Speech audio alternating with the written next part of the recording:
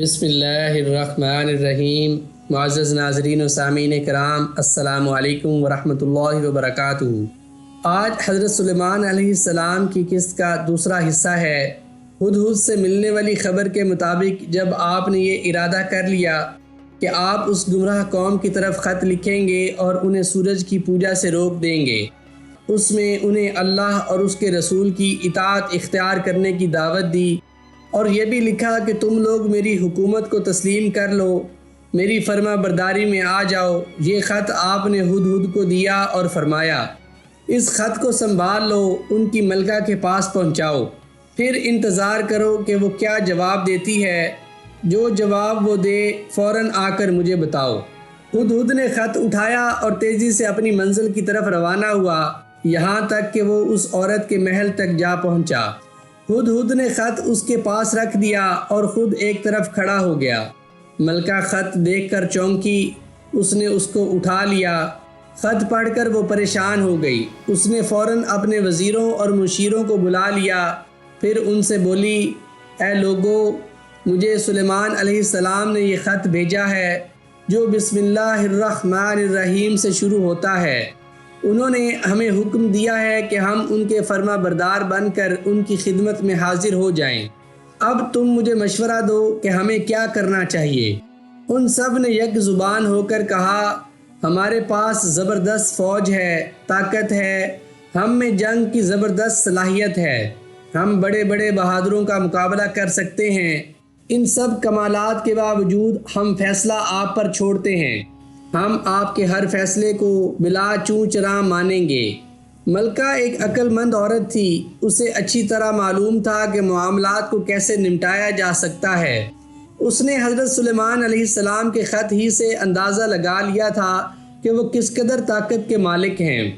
ان کا مقابلہ کیا جا سکتا ہے، نہ انہیں کسی طرح دھوکہ دیا جا سکتا ہے۔ چنانچہ اس نے اپنے وزیروں سے کہا، بات یہ ہے، جب بادشاہ کسی شہر میں داخل ہوتے ہیں تو اسے ویران کر ڈالتے ہیں، وہاں کے عزت دار لوگوں کو ذلیل کر کے رکھ دیتے ہیں۔ میرا خیال ہے ہم ان کے پاس قیمتی اور بڑے بڑے تحائف روانہ کرتے ہیں اور دیکھتے ہیں کہ سلیمان علیہ السلام اس کا کیا جواب دیتے ہیں۔ یہ سن کر سب نے کہا، یہ بہت اچھی رائے ہے۔ اس ملکہ کا نام بلقیس تھا۔ ملکہ کا خیال تھا کہ وہ ان تحائف سے سلیمان علیہ السلام کی خوشنودی حاصل کر لے گی، ساتھ ہی وہ یہ چاہتی تھی کہ جو قاصد تحائف لے کر جائیں وہ سلیمان علیہ السلام کی طاقت کا بھی اندازہ لگاتے آئیں۔ اسے یہ بات معلوم نہیں تھی کہ سلیمان علیہ السلام حالت کفر میں ان کی کوئی بات نہیں مانیں گے، وہ تو انہیں دائرہ اسلام میں لانے کے خواہش مند تھے۔ ان کی اصل خوشی تو اس بات میں تھی۔ ہدہد نے سلیمان علیہ السلام کو سارا حال کہہ سنایا۔ اس کے چند دن بعد ملکہ بلقیس کے قاصد تحائف لے کر وہاں پہنچ گئے۔ جو ہی قاصدوں نے سلیمان علیہ السلام کو دیکھا، ان سب پر رعب طاری ہو گیا۔ آپ کی عظیم ترین بادشاہت اور آپ کا عظیم لشکر دیکھ کر ان کی عقلیں دنگ رہ گئیں۔ ملکہ کے تحائف بہت قیمتی تھے، لیکن آپ نے ان کی طرف نظر تک نہ اٹھائی۔ آپ نے ان قاصدوں سے فرمایا، کیا تم مال کے ساتھ میری مدد کرنا چاہتے ہو؟ مجھے اللہ تعالیٰ نے جو دیا ہے وہ اس سے بہت بہتر ہے جو اس نے تمہیں دیا ہے۔ تم جو تحائف لائے ہو ان کو واپس لے جاؤ۔ مجھے اللہ تعالیٰ نے اس قدر نعمتوں سے نوازا ہے کہ تم سوچ بھی نہیں سکتے۔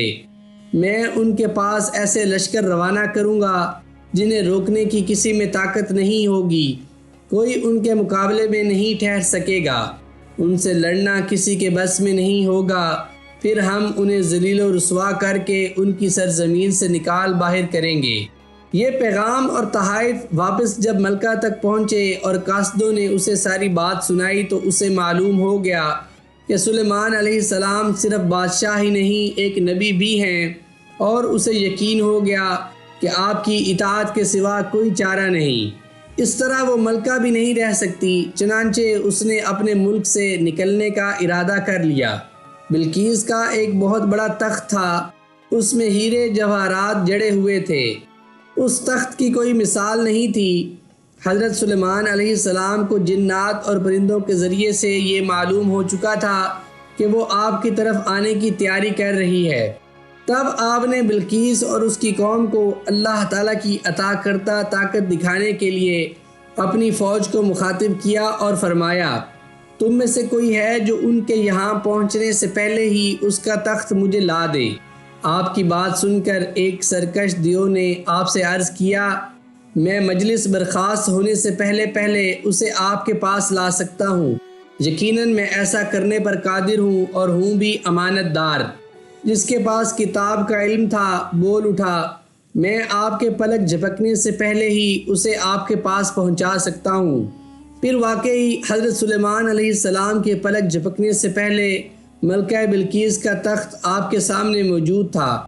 اس پر آپ نے اللہ تعالیٰ کی تعریف بیان کی اور فرمایا، یہ سب میرے رب کا فضل ہے تاکہ وہ مجھے آزمائے کہ میں شکر گزاری کرتا ہوں یا ناشکری، اور شکر گزار تو اپنے ہی فائدے کے لیے شکر گزاری کرتا ہے، اور جو ناشکری کرے تو میرا پروردگار بے پرواہ اور کریم ہے۔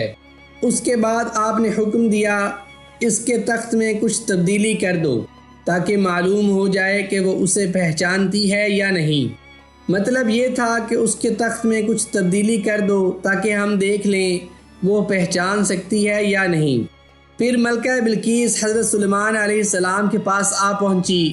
وہ جو ہی آپ کے نزدیک پہنچی اور آپ کو سلام کیا تو وہ تخت اسے دکھائی دیا۔ تخت کو دیکھتے ہی وہ حیرت زدہ رہ گئی، اس پر دہشت طاری ہو گئی، سوچ میں پڑ گئی کہ یہ تخت تو میرے تخت جیسا ہی ہے، لیکن اگر یہ میرا ہے تو یہاں کیسے آ گیا؟ ابھی وہ سوچوں میں گم تھی کہ حضرت سلیمان علیہ السلام نے اس سے پوچھا، تمہارا تخت بھی ایسا ہی ہے؟ چند لمحے تک وہ کوئی جواب نہ دے سکی، سوچ رہی تھی کہ کیا جواب دے۔ آخر اس نے کہا، یوں لگتا ہے جیسے یہ وہی ہے۔ آخرکار حضرت سلیمان علیہ السلام نے اس سے کہا، یہ تمہارا ہی تخت ہے اور یہ اللہ تعالیٰ ہی کی قدرت ہے کہ یہ یہاں موجود ہے، لہٰذا تم ایک اللہ پر ایمان لے آؤ جس کے سوا کوئی معبود نہیں۔ جس طرح تم اپنے تخت کو پہچاننے میں غلطی کر چکی ہو، اسی طرح اللہ کو پہچاننے میں بھی غلطی پر ہو۔ وہ کوئی جواب نہ دے پائی۔ بلقیس اور اس کی قوم دراصل اس خیال میں تھی کہ علم اور ترقی میں وہ سب سے آگے ہیں، لیکن یہاں آ کر جو کچھ انہوں نے دیکھا تھا اس سے اب وہ یہ محسوس کیے بغیر نہ رہے کہ ان کی سلطنت کی ترقی سلیمان علیہ السلام کے مقابلے میں کچھ بھی نہیں ہے۔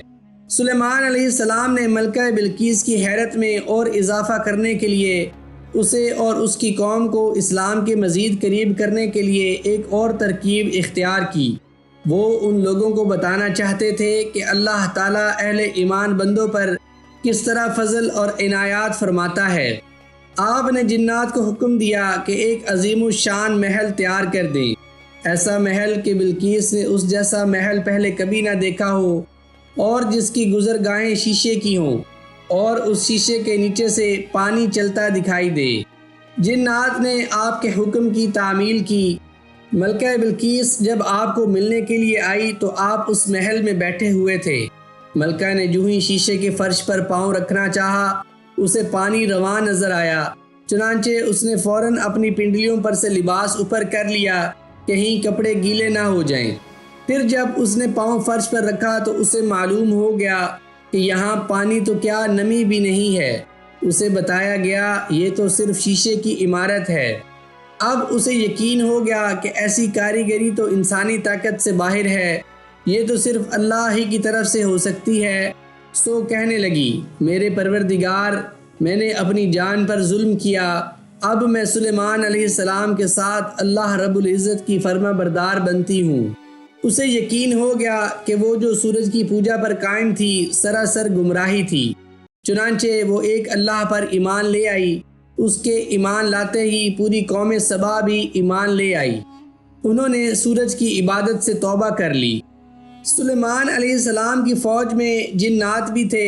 وہ آپ کے حکم سے سمندروں میں غوطہ لگاتے جس کے وہ ماہر تھے، اور ہر وہ کام کرتے تھے جس کا آپ انہیں حکم دیتے تھے۔ لیکن ان جنات کا یہ دعویٰ تھا کہ وہ غیب کی باتیں جان لیتے ہیں۔ آپ ان کی یہ غلط فہمی دور کرنا چاہتے تھے۔ آپ نے جنات کو بیت المقدس کی تعمیر پر لگا دیا اور خود لاٹھی کی ٹیک لگا کر کھڑے ہو گئے۔ اسی حالت میں آپ کی وفات ہو گئی، لیکن آپ اسی طرح لاٹھی کی ٹیک سے کھڑے رہے، یعنی آپ کی روح پرواز کر چکی تھی لیکن آپ کا جسم لاٹھی کے سہارے اسی طرح کھڑا رہ گیا جس طرح کے زندہ حالت میں تھا۔ ادھر جنات کام میں مصروف رہے، کیونکہ سلیمان علیہ السلام تو ان کے سامنے موجود تھے اور ان کے حکم کو پورا کرنا ان کے لیے ضروری تھا، لہٰذا انہوں نے اپنا کام جاری رکھا۔ اس طرح ایک مدت گزر گئی، یہاں تک کہ ان کا کام مکمل ہونے کے قریب ہو گیا۔ ادھر اس لاٹھی کو دیمک مسلسل چاٹ رہی تھی، یہاں تک کہ لکڑی بالکل کھوکھلی ہو گئی اور آخر اس قدر کمزور ہو گئی کہ حضرت سلیمان علیہ السلام کی وجود کو مزید سہارا نہ دے سکی اور ٹوٹ گئی۔ اس کے ساتھ ہی حضرت سلیمان علیہ السلام کا جسم نیچے گر گیا۔ تب کہیں جا کر جنات کو معلوم ہوا کہ حضرت سلیمان علیہ السلام کا تو بہت مدت پہلے انتقال ہو چکا ہے۔ اس طرح ان کا یہ دعویٰ غلط ثابت ہو گیا کہ وہ غیب دان ہیں۔ دوسرے لوگوں کو بھی معلوم ہو گیا کہ غیب کا علم اللہ تعالیٰ کے سوا کسی کو نہیں۔ جنات اگر غیب دان ہوتے تو اتنی طویل مدت تک مسلسل کام نہ کرتے رہتے، فوراً کام سے الگ ہو جاتے۔ اللہ تعالیٰ فرماتا ہے، پھر جب ہم نے سلیمان پر موت کا فیصلہ نافذ کیا تو جنوں کو گھن کے کیڑے کے سوا کسی چیز نے بھی سلیمان علیہ السلام کی موت کی اطلاع نہ دی۔ وہ اس کی لاٹھی کو کھاتا رہا۔ پھر جب وہ گر پڑا تو جنوں نے جان لیا، اگر وہ غیب جانتے ہوتے تو اس رسوا کن مشقت میں مبتلا نہ رہتے۔ معزز ناظرین و سامعین کرام، میں امید کرتا ہوں کہ آپ کو حضرت سلیمان علیہ السلام کا قصہ ضرور پسند آیا ہوگا۔ اگر آپ کو قصص الانبیاء کی یہ سیریز پسند آ رہی ہو تو اسے لائک، شیئر اور سبسکرائب ضرور کر دیجیے گا۔ مجھے اپنی دعاؤں میں یاد رکھیے گا۔ جزاک اللہ۔